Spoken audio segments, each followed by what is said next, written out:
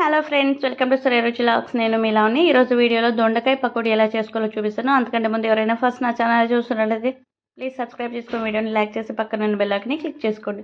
ఇప్పుడు దొండకాయని క్లీన్గా కడిగేసుకొని కొన మొదలు కట్ చేసుకొని ఇలా నిలువుగా కట్ చేసుకోండి.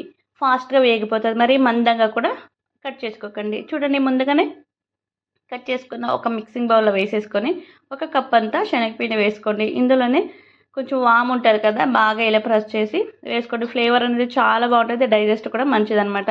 ఇలా వేసుకున్న తర్వాత ఇందులోనే కొంచెం పసుపు, కారం, తగినంత ఉప్పు, ఒక 2 టేబుల్ స్పూన్లంతా బియ్యం పిండి, అలాగే 1 టేబుల్ స్పూన్ అంతా కార్న్ఫ్లవర్ వేసుకొని కొంచెం అల్లం వెల్లుల్లి పేస్ట్, కరివేపాకు వేసుకోండి, తగినంత ఉప్పు వేసుకోండి. చూడండి, కార్న్ఫ్లవర్ ఎందుకు వేస్తామంటే మనం డీప్ ఫ్రై చేసేటప్పుడు ఆ మసాలా అంతా విడిపోతూ ఉంటుంది కదా, అలా విడిపోకుండా ఉండడానికి కార్న్ఫ్లవర్ వేసుకుంటాం. మీకు నచ్చితే వేసుకొని, లేకపోతే స్కిప్ చేయొచ్చు అనమాట.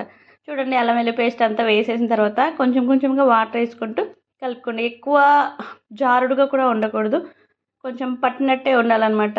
ఇప్పుడు నేను ఏఎంసీ పాట్లో చేసుకుంటున్నా, డీప్ ఫ్రైలు కూడా చేసుకోవచ్చు. చూడండి, ఇది 16 లో అనమాట. ఇప్పుడు ఆయిల్ ఎలా అయితే ఉందో లాస్ట్ వరకు అలాగే ఉంటుంది, కలర్ చేంజ్ అవుతూ థిక్నెస్ ఉన్నది అనమాట. అది పాట్ కొంచెం ఫ్రీ హీట్ చేసుకున్న తర్వాత ఆయిల్ వేసామంటే ఫాస్ట్గా వేడైపోతుంది. ఇది ఒక టిప్ అనమాట ఏఎంసీ కుక్వేర్లో చేసుకునే వాళ్ళకి.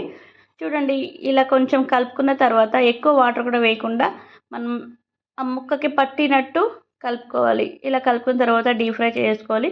కొంచెం బ్రౌనిష్ కలర్ వచ్చిన తర్వాత డీప్ ఫ్రై చేసుకొని ఒక టిష్యూ పేపర్లో సర్వ్ చేసుకోండి. మిగతా దొండకాయ అంతా ఇలాగే వేసుకొని చేసేసుకుంటే రెడీ అయిపోతుంది. చాలా సింపుల్గా చేసుకోవచ్చు, టేస్ట్ కూడా చాలా బాగుంది. ఉప్పు కారం ఉందా లేదనేసి మధ్యలో టేస్ట్ చేసుకోండి. అకస్మాత్ తక్కువ ఉంటే మళ్ళీ యాడ్ చేసుకోవచ్చు.